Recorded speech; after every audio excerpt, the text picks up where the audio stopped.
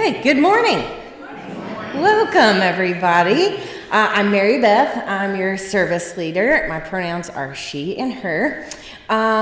If you're visiting, welcome, welcome. We have a little packet or pamphlet on the credenza when you came in that tells you about our church, a little bit about our church. We also have a great website that has everything, but if you want to take one of those pamphlets home, we have some like cheaper versions that you can take with you. We probably gave you the fancier one that we want to reuse, so if you could give that back to us, that would be great. That was our 8 principles. We have our covenant that we'll say here shortly, and that's also on our pamphlet, just telling you a little bit about us and what we stand for. So, thank you for coming for the new people and the not so new people. You're all welcome. If you will, at this time, take a second, turn off all your devices. Let's be present, focus, be together as a family and friends. And while we're at it, why don't you, to get some jitters out, turn to your neighbor and say, "Good job, you made it on time."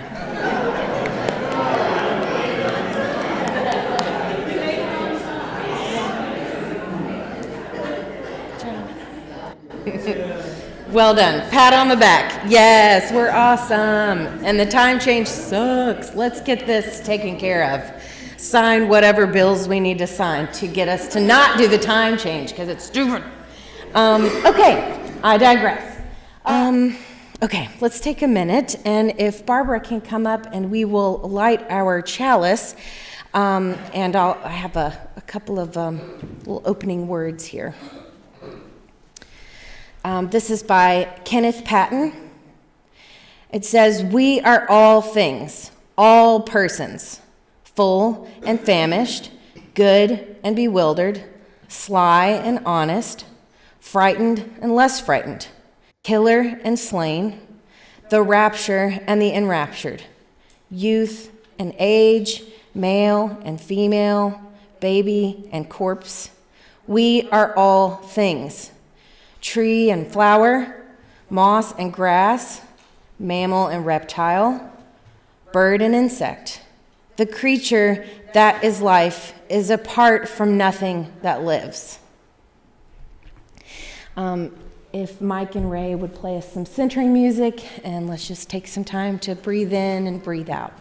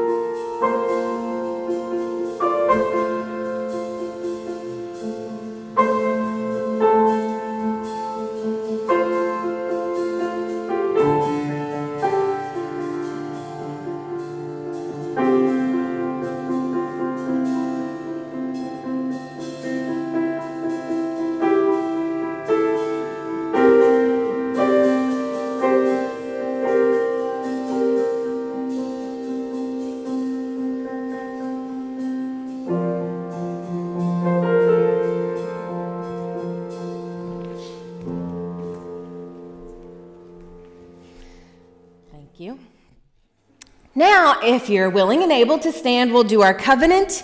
And after that, if you'll stay standing, we're going to sing our opening hymn. And it'll be in the Till book, this one. But let's say our covenant together first. Love is the spirit of this church, and service its law. This is our covenant, to dwell together in peace, to seek the truth in love, and to help one another. Thank you. As the choir comes, if you'll turn to page 1007, there's a river flowing in my soul. And again, it's this teal one here. The words are also up on the PowerPoint for your convenience.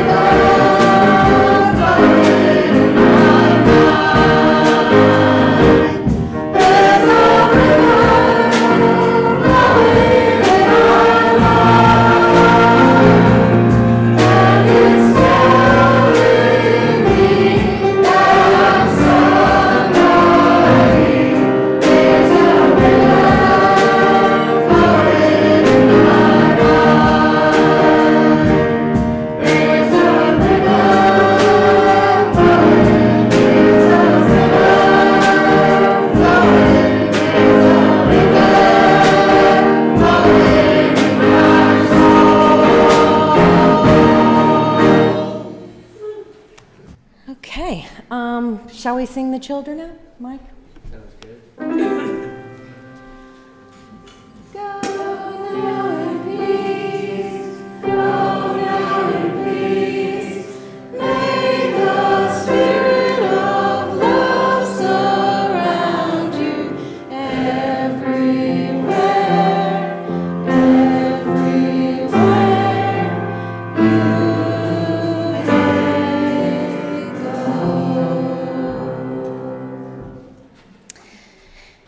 At this time, we will I'll invite our ushers to come up and we'll take our offertory. So if you're new and you don't know this, or you've been here a long time and you missed it, we are member funded, solely member funded. So all that you can give is greatly appreciated, whether that's time, talent, or treasure.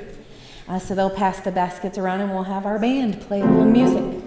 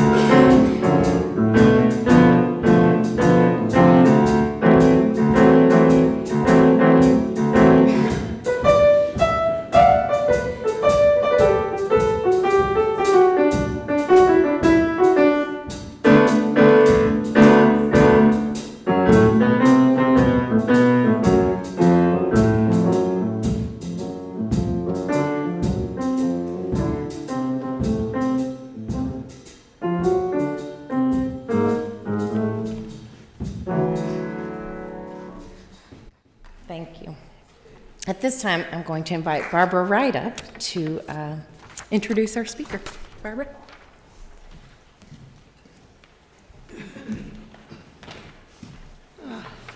Thanks, Mary Beth.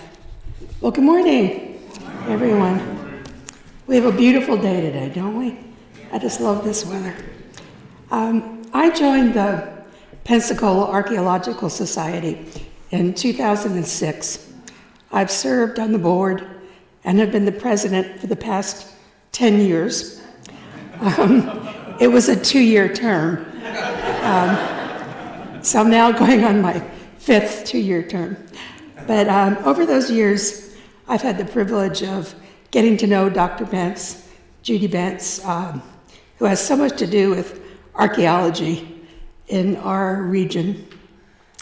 And I've had lots of interesting conversations with her. I've also volunteered to work at the UWF lab. And so a lot of times we've had lunch together and have talked about all sorts of things. Judy is never at a loss for words, I'll tell you that. So it's my pleasure to introduce her today. Dr. Judy Bense has a Ph.D. in anthropology. She started the academic program at UWF in 1980, along with the Archaeology Institute and the Florida Public Archaeology Network, locally, which is known as FPAN, in the following years. Her specialty is Spanish historical archaeology in Florida, and has written 4 research books, a textbook, and 2 books for the public. She was president of UWF from 2008 through 2016. Dr. Bense's talk is entitled Humans and Invisible Forces. This talk will discuss the anthropological perspective of the development of human intelligence and the consequent development of invisible but powerful forces present in all human societies. These forces enable us to cope with our difficulties and questions of life and death. Judy Bense, thank you.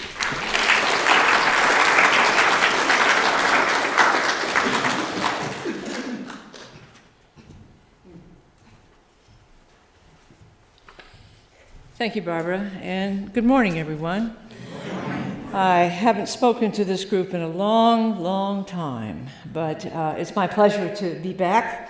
I am always intrigued by the Universalist Church. I know many of you in the audience for many years, and some for not so many years. But like Barbara said, my degrees are in anthropology, and that is a field that is unique in the academics. In Europe, they don't teach it. In Africa, they don't teach it. In Asia, they don't teach it. But we do in our country. The reason really is the invasion of Europeans in the 16th century brought them face to face with the natives that live here. And after they tried to extinct them and conquer them and do all kinds of things to the natives here, there was a recognition that these cultures were dying. And so people began, the first anthropologists began to record the culture of the people that lived mainly in the West, but there were, of course, survivors still living in the East. And out of that field, they also began to bump into these monuments that people have built in what is now the United States. Mounds and temples and pueblos and all kinds of things. And people began to be interested in the origin of the natives that they found here in the 1600s. And that really developed the field of archaeology. So within the United States, we all get degrees in anthropology. Some of us study living people, living cultures all around the world, and also here in the New World.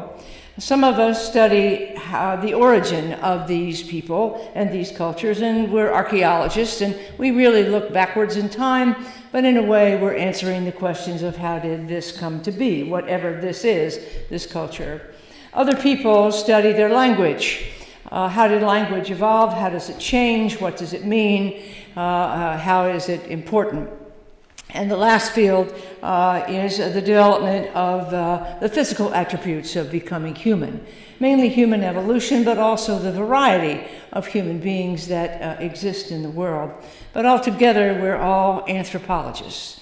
And at the end, beginning and the end of the day, what we really study is something called culture. It is the non-biological adaptation to the natural world. It is not inherited. It is everything that we learn. We have to learn it. Culture, as anthropologists see it, are learned behavior and ideas that humans acquire as members of society, along with the material artifacts and remains that they create and use. So a very important aspect of being human is that we learn everything.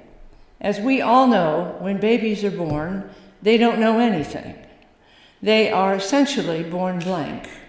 They don't know who their mother is. They don't know who their father is. They don't know what language to speak. They don't know how to feed themselves. They don't know anything. There really is only one instinct that we agree on that human babies have, and that is the fear of falling. They will grab on. That's it. Everything else that we become, we learn. It's nothing new, but it is essentially one of the most important things that wound up with who we are today. I think the main intellectual question that anthropologists address, and certainly one that I came to anthropology is how did all of this happen?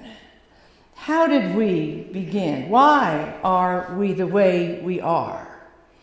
And anthropology is a field that addresses that in all of its dimensions. Our journey to becoming humans, as we know them today, really began about 300,000 years ago in Africa.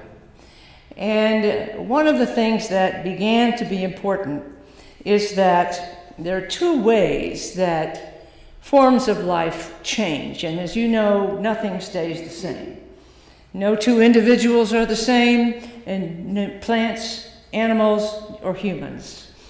But one of the things or the ways that that life evolves is through natural selection of your biological self.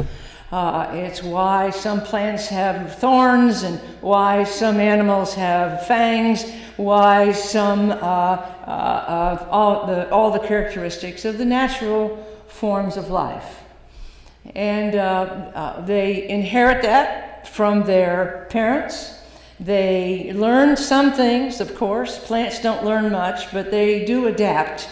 And as life changes, and as we all know, life on this, the climate on this planet has changed many, many, many times, from a bubbling inferno of lava to dry land to life, and then the evolution of the cycles of climate. This is not the first climate change that the Earth has experienced, nor will it be the last. The only difference is who caused it this time, and that's us. So at any rate, biological adaptation to the environment happens. As the environment changes, forms of life change. They change physically. They grow fur coats in the winter to protect them. They shed those fur coats in the summer because it's too hot.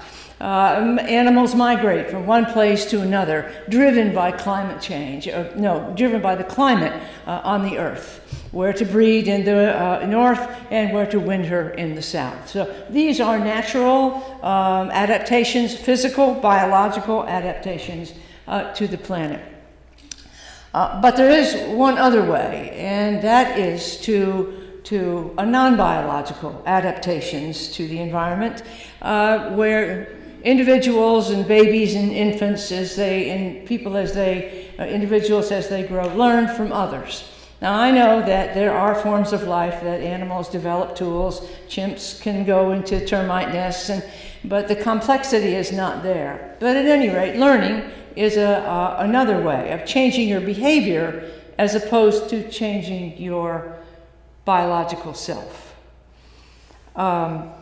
these non-biological adaptations really began to be a very quick ability to change. You don't have to just have survivors that can manage whatever the issue is.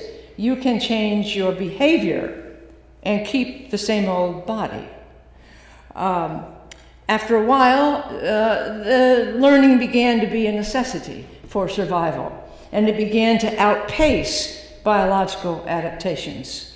And as a learning and increasing what you know as a method of adaptation. This is all kind of background to where I'm going at the end of this.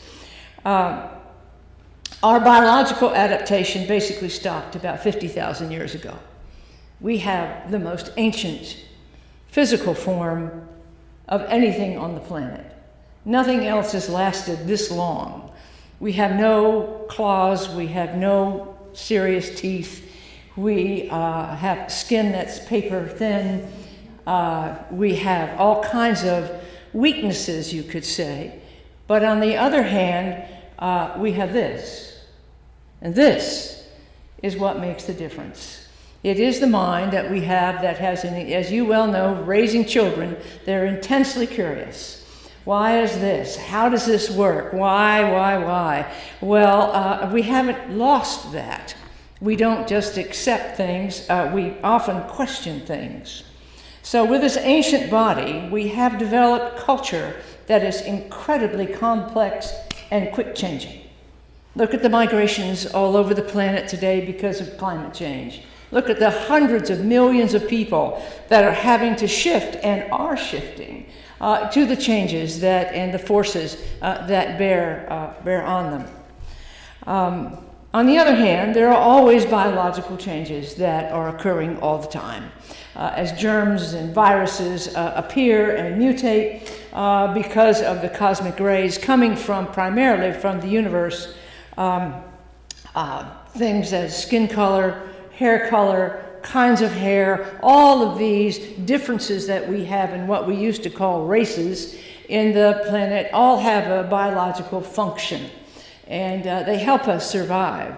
For example, the fact that white people don't have much pigment is that our ancestors really developed in Northern Europe, and having access to the sun makes vitamin D in our bodies. And if you have the less pigmentation you have, the more apt you are to survive and have survive to reproduction if you have less and less pigment in your skin. It has nothing to do with intelligence. It has nothing to do with anything except where our ancestors happen to evolve biologically. And so those kinds of biological adaptations continue.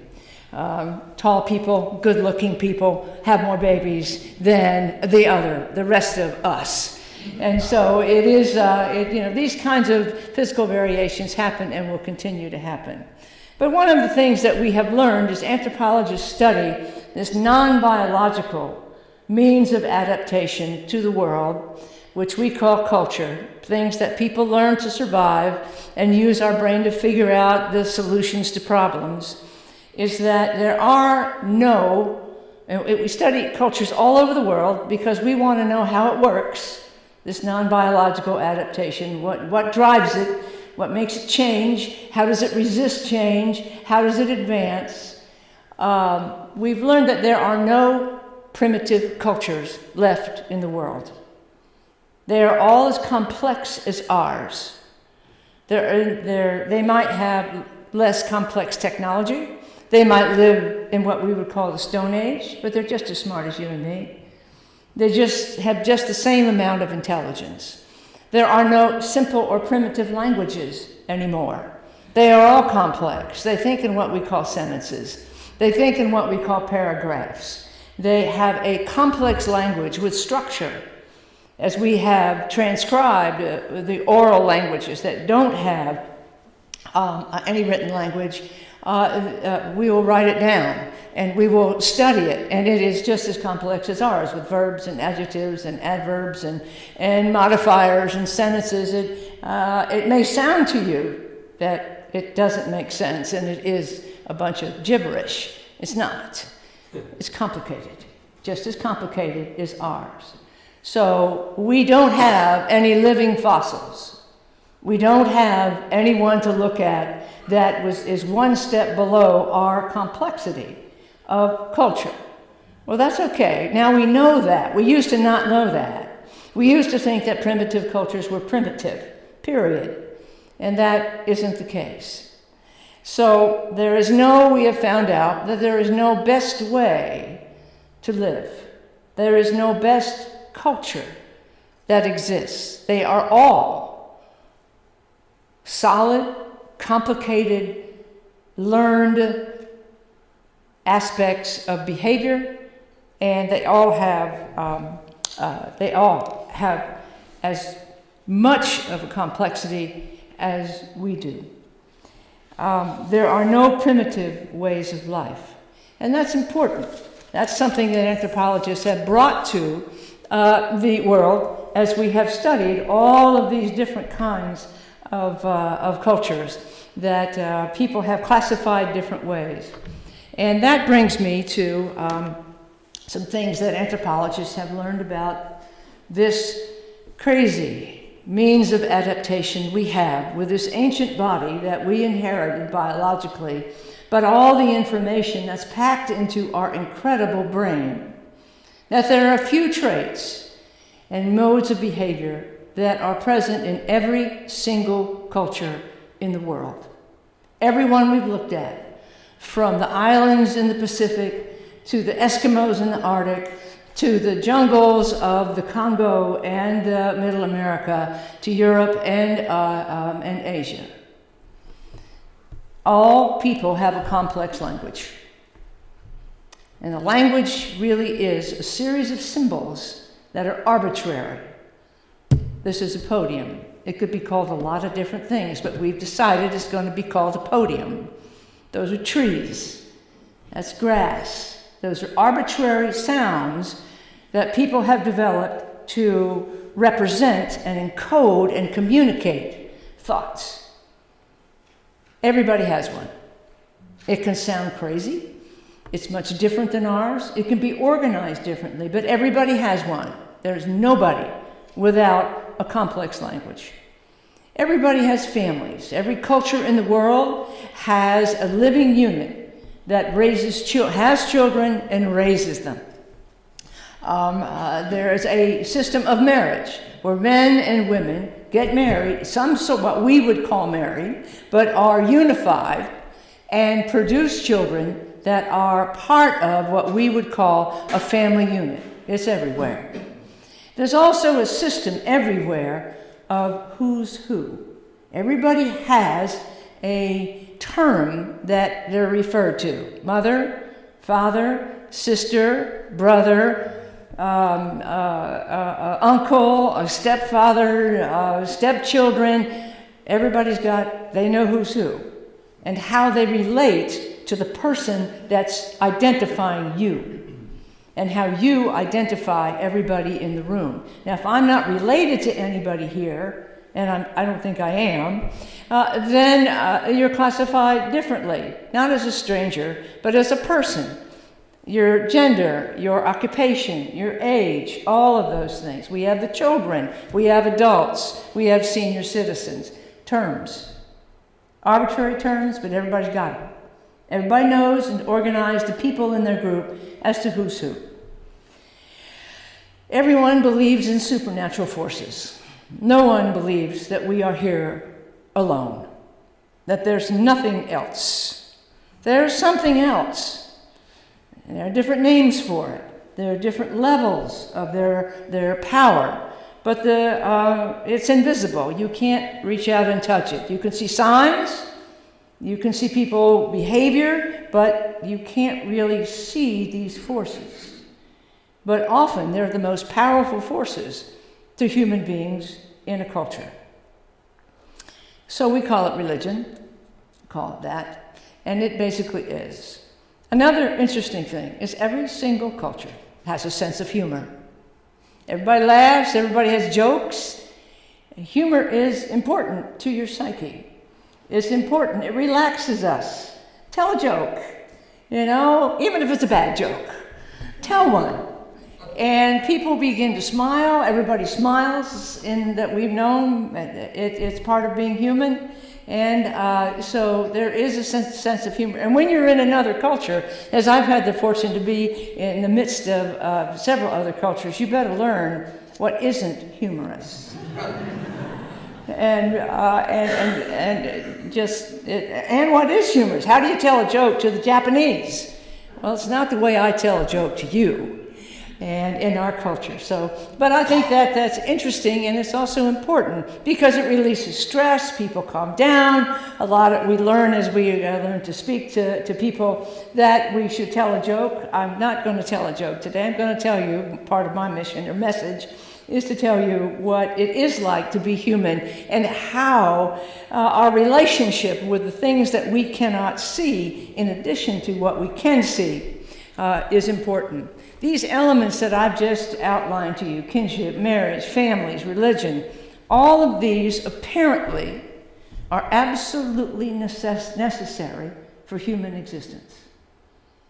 Every single thing is there, all of these things. So we infer or deduce that they are necessary for human survival. They are not important. They are not just good to have. We can't exist and don't exist without them. That's interesting. What you see is what we have to have. We have a lot of other things. Some people have, some people don't. But music is another one. Every society has music of some sort. Even if it's a drum keeping the beat, or if it's a full symphony orchestra playing complicated music. It makes you feel differently.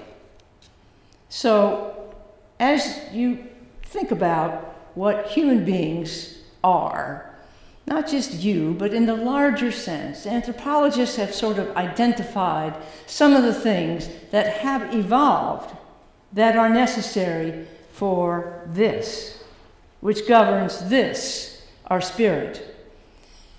There are some issues that humans have that no one else has, and I know you know that. But religion, or belief in invisible forces, is really a system of beliefs and rituals that are based on a concept of how life ought to be lived. Everybody has an idea of that. You talk to the Navajo, you talk to the Seminoles, you talk to the people living in a part of Africa. They all know how you're supposed to live. And they'll tell you, and they try, usually, to live that life. But that's what religion is. It is the root of our perspective on how to behave, how to live with others. Often it focuses on an invisible force. That's the way it's supposed to be. This is somebody giving you a test. This is a spiritual force involving you or the people that you care about. It is very important in every society. Some people argue that it is the most important aspect of our cultures around the world. It involves very powerful symbols and rituals. You go to some rituals today, you have candles burning, you have a chalice burning. All of those things are important, and they're infused with meaning. With you, it is peace and love. With others, it is salvation versus damnation. With others, the whole range of beliefs. But still, it is very, very powerful. One of the things that religion and belief in invisible forces is that this system of beliefs deals with things we don't have any control over. It deals with the unknown. It deals with the uncertainties that people can't control. You could get killed in a car wreck on the way home. You could get paralyzed. You could catch ALS. All of these things that we can't control, and they make us nervous. And they make us worry about people who do have those things happen to them, and something as innocuous as driving home and getting hit by the bus. What if I left 5 minutes early? What if I left 5 minutes later? It wouldn't have happened. That's a terrible thing to deal with, especially when it affects you as a person or people that you care about. The existence of spiritual forces and religious practitioners helps dealing with that. One of the things that these invisible forces and belief in how to live give meaning to people's lives. Our intelligence has a downside. We need to know who we are, why are we here, why am I here, why did my parents die in their early 40s? Why am I living so long? There are no answers to that. And we know that inherently, but we can't help ourselves. We have this intelligence that basically drives us to ask questions and deal with things that are really horrific. What if you were living in Gaza? What if you were living in the Ukraine? What if you were living through the Holocaust? Those are impossible things, almost, to deal with. But those people under those kinds of stresses look up, look to the spirits, and say, we're going to get through this. There is really nothing as persistent as a persistent human being. We will keep at it, and we will help each other get through it. Holding someone's hand, as the newly chaplain of Baptist Hospital knows, just holding someone's hand when people are sick. Being sick in a hospital is full of fear. Just fear runs through hospitals. We all know that. And we've all been sick. And sometimes you get so sick, you wonder if this is it. And it's scary. And that's where belief in a spiritual force, understanding your place in the earth, explains the unexplainable. There are no explanations for why you are here. You're just here. Deal with it. Enjoy it. Have a good life. All those things come out of this concept of the belief on how people ought to live. Every society has that. We can't live without it. And it's okay that we can't see these forces, that we essentially can make them up or change them to meet our needs. The shift from Catholicism to Protestantism coincided with capitalism and the rise of capitalism in the world. Protestantism bootstraps. You born on this planet, you got to do good to go to heaven. I mean, that's a driving force of zillions of people. And it evolved along with capitalism. Catholicism basically says, accept the world as it is. You're going to be in a better place if you're a good person. Just accept it. Don't try to change it. Live in poverty so you live in poverty. And I'm oversimplifying, but basically the transition from the medieval mindset to the modern mindset had a lot to do with the shift in the beliefs in Christianity. So this explanation of why people are suffering, and when you see suffering, explains our religion and our origin is important. And that really is what the invisible forces do. Yet also, when you look at it analytically, it reduces anxiety. It reduces depression. It helps you stay sane when you could go insane. There's really nothing more disruptive than insane human beings. They don't have any rules. They will stand up and shout. They'll come in here with a machine gun and they'll shoot us. They'll go into a movie theater and shoot people. Those people are not sane. That's dangerous.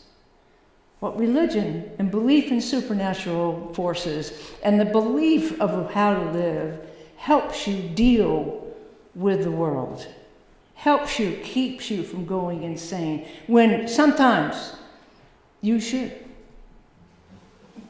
The Holocaust, Ukraine, the rockets while you're sleeping, the crumbling of the condo down in Miami in the middle of the night for what seemed to be no reason. The persecutions that you see, those people are not going insane. They are dealing with it, they're helping each other up, and they're trying their best. And a lot of that comes from religious leaders. The practitioners of religion, the people who are called or the people who rise up in the dealing with the spirit world that give us just regular people examples and help us. They are really the first counselors in societies. All of them, all people have trouble. All people need somebody to talk to. All people need advice. Often it comes from our religious leaders. How many people would go to their pastor or their religious leader or to a psychiatrist? A lot of people go to religious practitioners. They walk the halls of the hospitals, they go to the homeless, and they help ordinary folks like you and I. They help us along the way when we have trouble, especially when we have trouble. And we need to at least ask somebody, what the heck is going on? Is it me? Is it them? Is it it? I need some advice. And we all need advice when things happen to us that are bad, and sometimes when they're good. When they asked me to be the interim president of a university, I needed some advice. Why did they ask me to do that, and what in the heck am I going to do with it?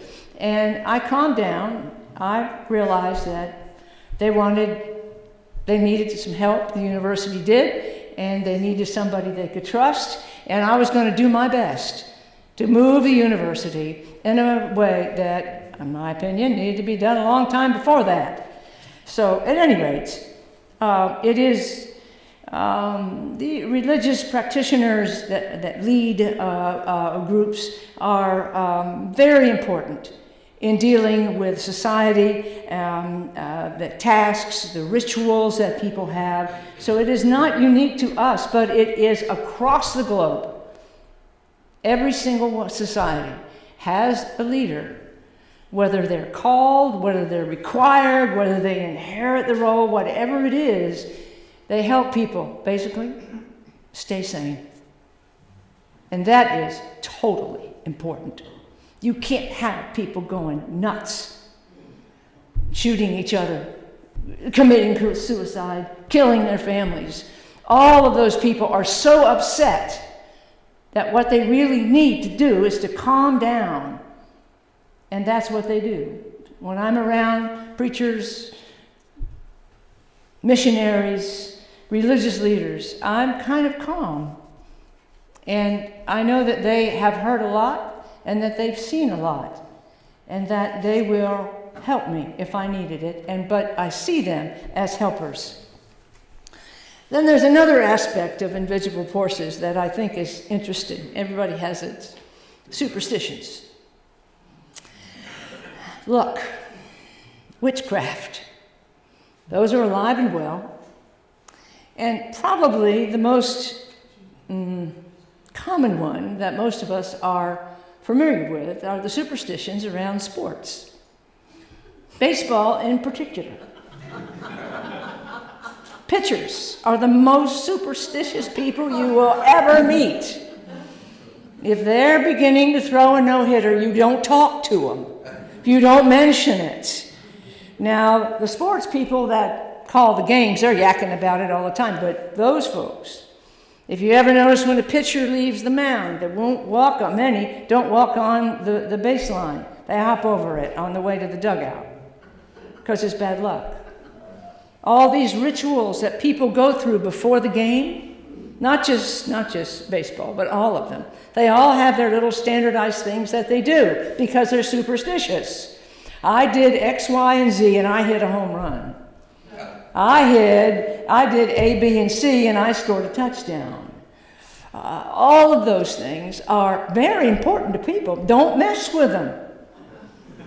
There's nothing that you can see or do, but they will swear by them. You know, the old joke about lucky socks. I have a pair of lucky socks. And Tuesday is my lucky day. When I was younger, I really believed that. But at any rate, those kinds of beliefs help us. They help us. And when you don't hit a home run and you did all those things and you have on your lucky socks, well, it just wasn't my day. They explain it away. When magic doesn't work, they say, well, it just wasn't right. And that's okay. So this is sort of the important part about my message to you today, is that belief in supernatural and invisible forces and rituals is necessary for human existence. It's everywhere. It provides meaning. It provides solace. It provides explanations for the unexplainable that cause people anxiety, sadness, depression. That's very important. We are emotional beasts. We have not learned to control our temper. And there are some things that are totally out of our control, but that affect us terribly, meaningfully. So, as an anthropologist, and certainly as an archaeologist, I wanted to share that with you. When Barbara asked me to say something and bring you a message, that's what I thought about, since you are here for a spiritual reason. And that's a good thing. You'll be better off as a human being, as a member of society, because of it. So thank you very much for your attention.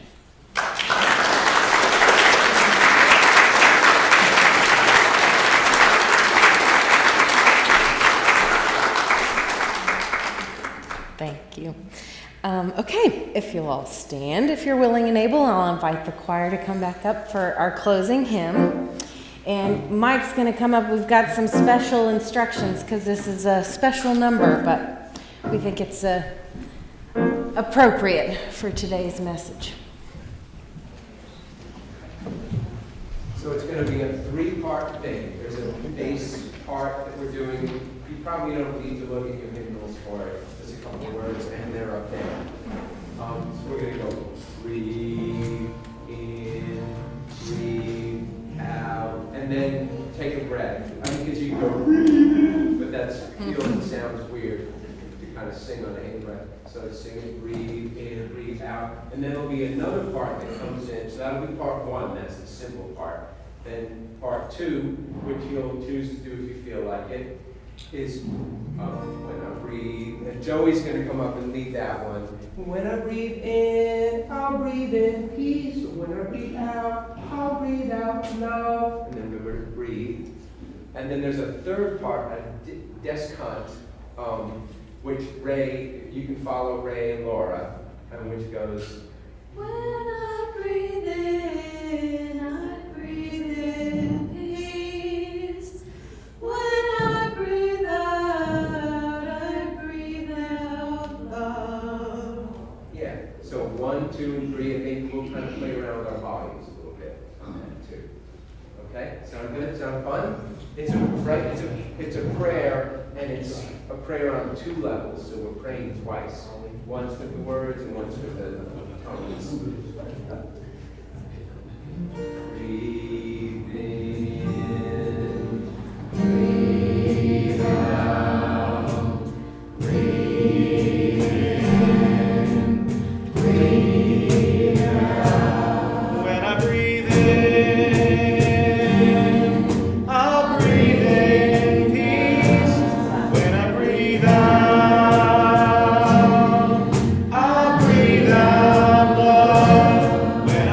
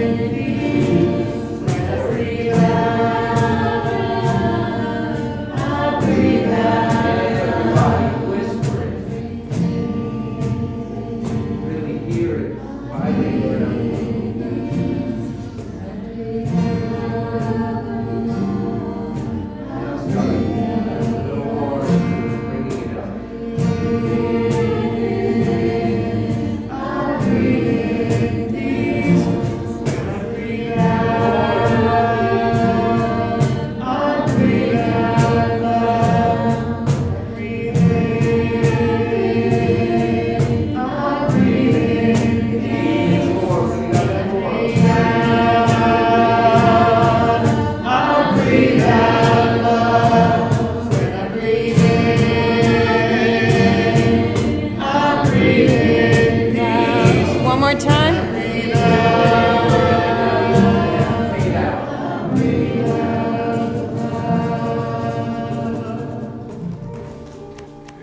Nicely done. Well done. Okay, closing words are by Stephen Levine. There is an elemental love in the universe, by which name we know each other and encourage ourselves to live. There is a silver river that connects everything, from which some part of us never leaves.